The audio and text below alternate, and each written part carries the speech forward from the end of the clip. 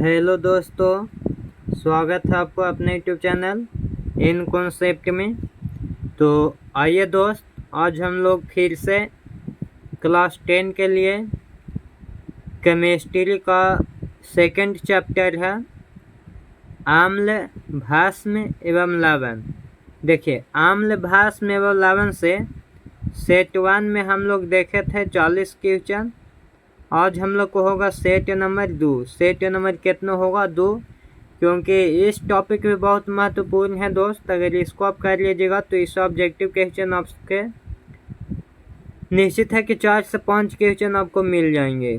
तो देखिए, सबसे पहला क्वेश्चन है कि जिप्सम के रासायनिक सूत्र होता है। तो देखिए, जिप्सम के रासायनिक सूत्र यहाँ ऑप्शन ए में CaSO4 × +H2O। ये किसका है? तो ये है प्लास्टर ऑफ पेरिस के। प्लास्टर ऑफ पेरिस ये किसका है? तो ये है प्लास्टर ऑफ पेरिस। ये प्लास्टर ऑफ पेरिस के है। देखिए, प्लास्टर ऑफ पेरिस में 1/2 होता है, लेकिन जिप्सम में क्या होगा? जिप्सम में CaSO4 × 2H2O ये हो जाता है जिप्सम के। ये हो गया जिप्सम के। अब ये हो गया जिप्सम के, और ये हो गया प्लास्टर ऑफ पेरिस के। अब ये होता है धोवन सोडा के। इसको क्या बोलते हैं? धोवन सोडा, धोने वाला सोडा। ये होता है धोवन सोडा के। तो हमसे पूछ रहा है जिप्सम के, तो जिप्सम के हो जाएगा बी वाला ऑप्शन, CaSO4 × 2H2O। इसको आप याद रखिएगा। प्लास्टर ऑफ पेरिस के हो गया, ये हो गया प्लास्टर ऑफ पेरिस।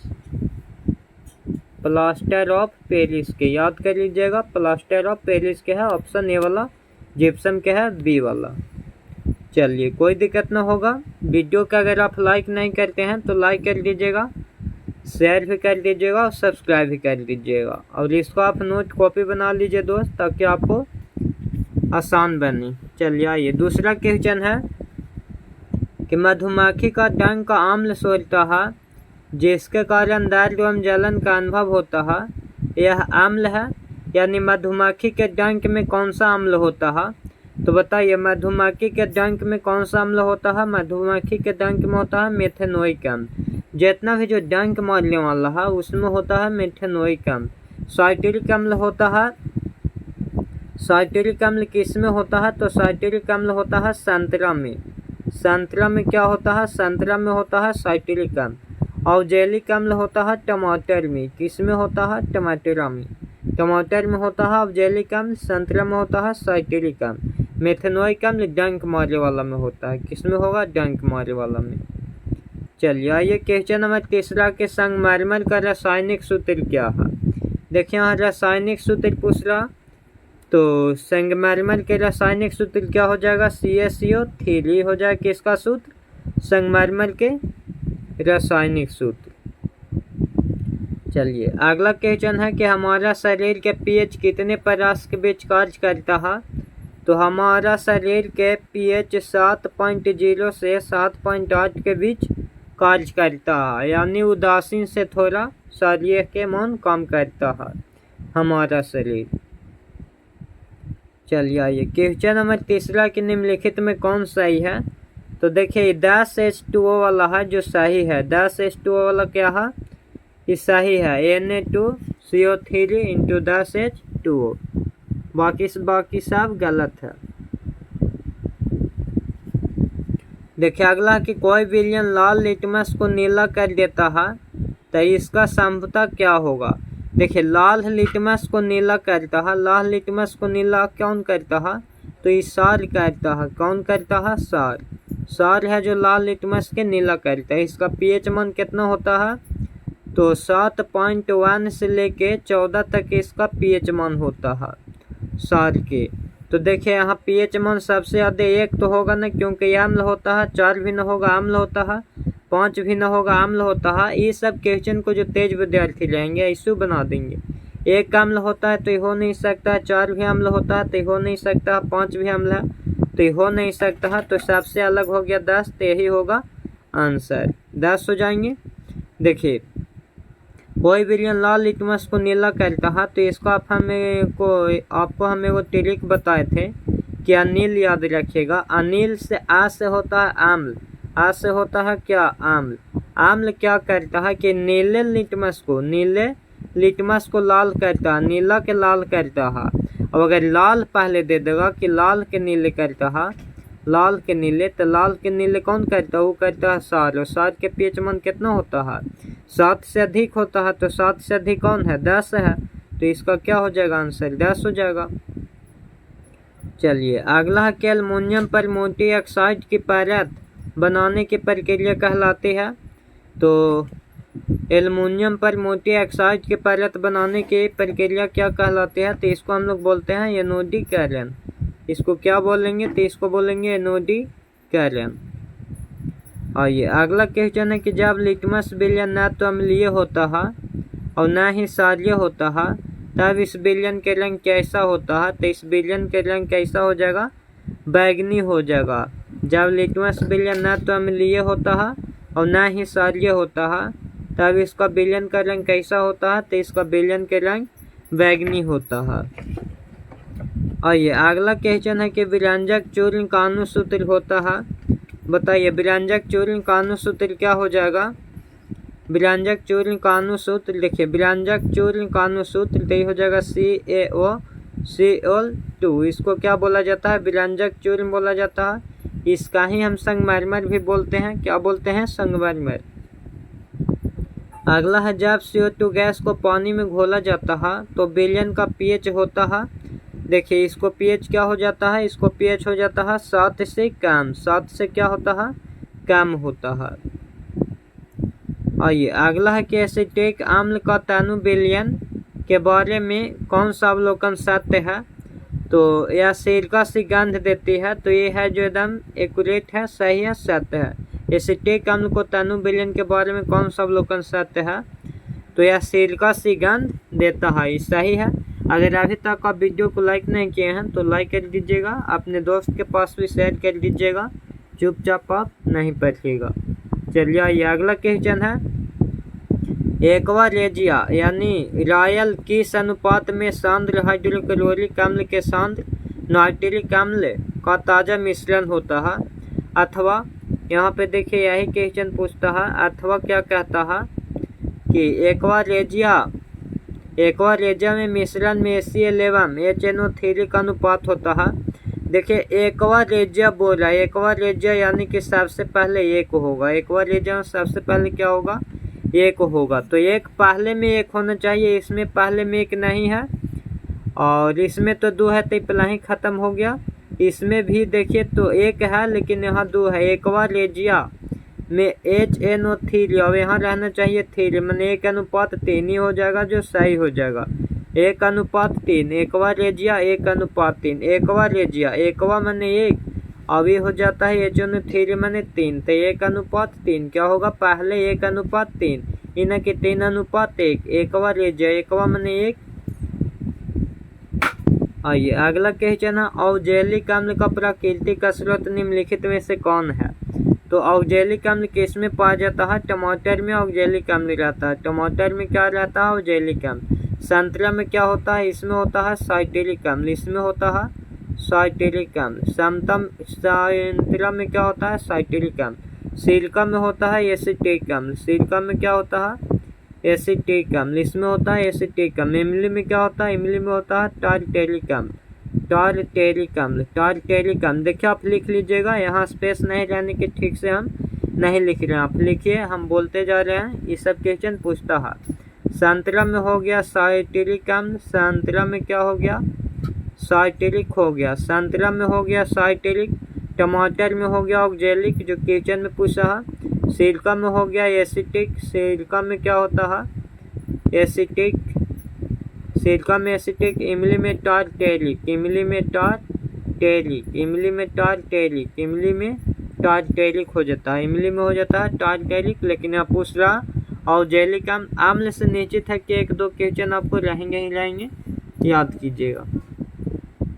देखिए अगला कि निम्नलिखित में कौन सा आयन लाल लिटमस को विलयन को नीला करता है। लाल के नीला करता है, लाल से नीला करेगा तो वो होता है सार, वो क्या होता है, सार।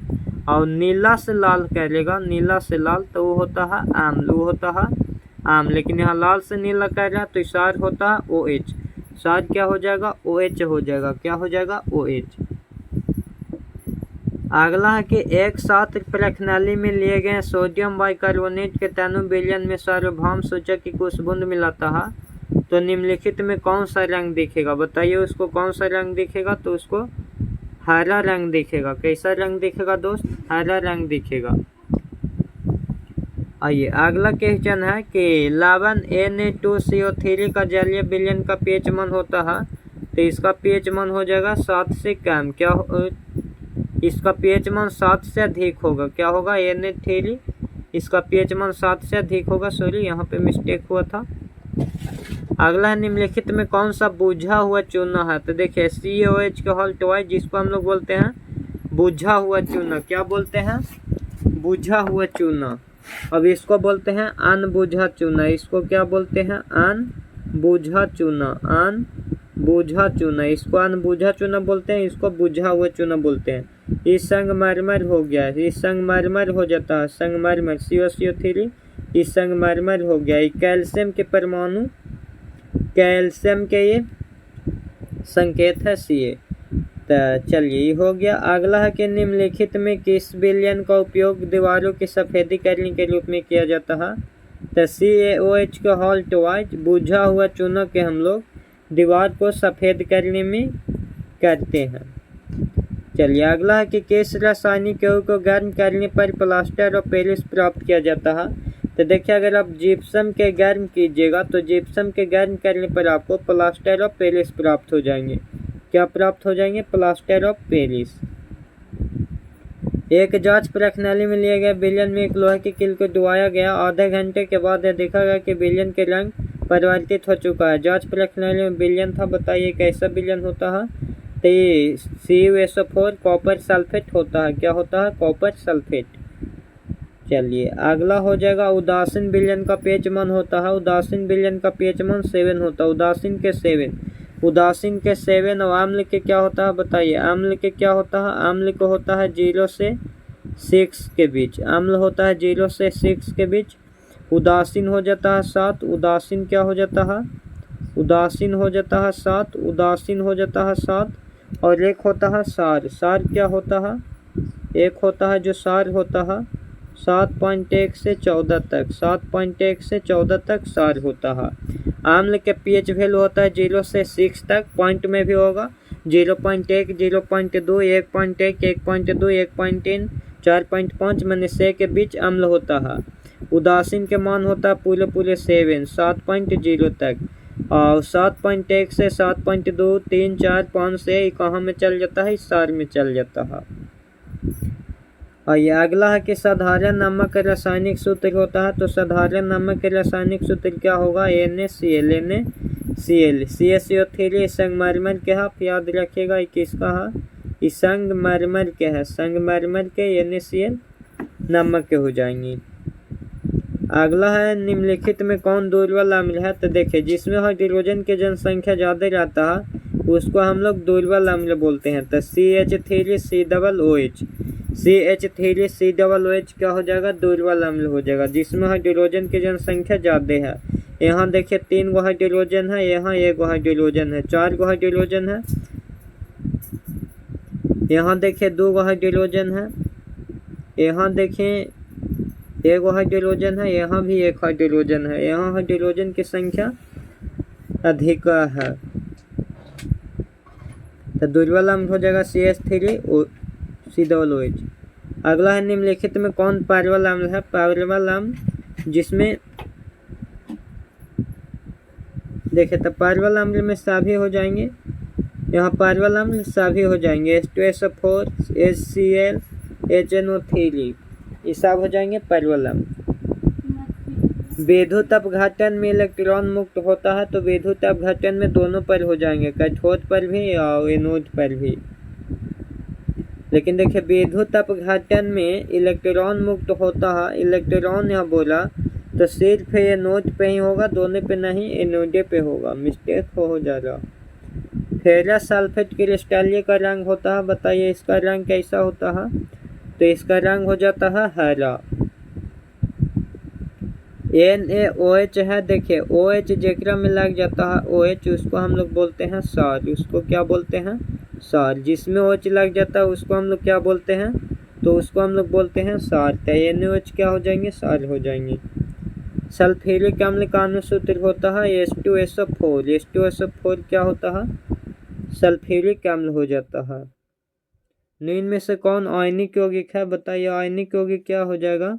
तो ये हो जाएगा CaCl2, आयनिक यौगिक हो जाएगा। सोडियम कार्बोनेट जलीय घोल में मिथाइल ऑरेंज को मिलाने पर घोल का रंग परिवर्तित हो जाता है। बताइए कैसा परिवर्तित हो जाता है? तो हरा परिवर्तित हो जाता है। कैसा परिवर्तित हो जाता है? हरा हो जाता है। और ये अगला है कि सोडियम कार्बोनेट का अनुसूत्र होता है Na2CO3। NaCO3 नहीं होगा, Na यहाँ 2 है, 2 के जगह 3 रहना चाहिए। तो देखिए यही हो जाएगा Na2CO3 हो जाएगा सोडियम कार्बोनेट। अगला है सोडियम कार्बोनेट के अनुसूत्र यही है Na2CO3। अगला कहाँ से गए हम जी? निम्नलिखित में सबसे अधिक अम्लीय है। सबसे अधिक अम्लीय होता है pH मान 1 वाला। क्या होता है? जिसका भी pH मान 1 होगा वो क्या होगा? सबसे अधिक अम्लीय होगा। जिसका pH मान 1 होगा वो सबसे अधिक अम्लीय होगा। अगला क्वेश्चन है सिरका जो अचार बनाने में उपयोग लाया जाता है निम्नलिखित में से क्या होता है? तो 10 से 20% एसिटिक अम्ल होता है। सोडियम क्लोराइड के जलीय विलयन विद्युत धारा प्रवाहित करने पर ये हाइड्रोक्साइड बनता है। इस प्रक्रिया को कहते हैं, तो इसको हम लोग बोलते हैं क्लोरोसार अभिक्रिया। लिटमस विलयन बैंगनी रंजक होता है जो निम्न में किसके निकाला जाता है? तो लाइकेन से। किससे? लाइकेन से। अगला कि धातु के ऑक्साइड होते हैं। बताइए धातु के ऑक्साइड क्या होते हैं? धातु के ऑक्साइड होते हैं क्षारक। और अम्ल होता है या धातु के ऑक्साइड? अम्ल किसका होता है? अम्ल होता है अधातु के। ये होता है अधातु। अधातु के होता है अम्ल और धातु के होगा क्षारक। धातु के क्या हो जाएंगे? धातु के हो जाएंगे क्षारक।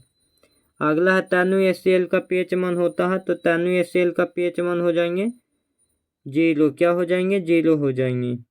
निम्नलिखित में कौन अम्ल है? बताइए अम्ल कौन हो जाएंगे? HCl ये हो जाएंगे हाइड्रोक्लोरिक अम्ल। क्या हो जाएंगे? हाइड्रोक्लोरिक अम्ल।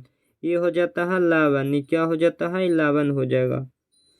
अगला है जाल में घुलनशील सारे कहलाते हैं। तो जाल में घुलनशील के हम लोग सार ही बोलते हैं। चलिए अगर वीडियो बढ़िया लगा होगा तो लाइक शेयर और सब्सक्राइब जरूर करिए। अपने दोस्त के पास शेयर करिए। चलिए जय हिंद दोस्त।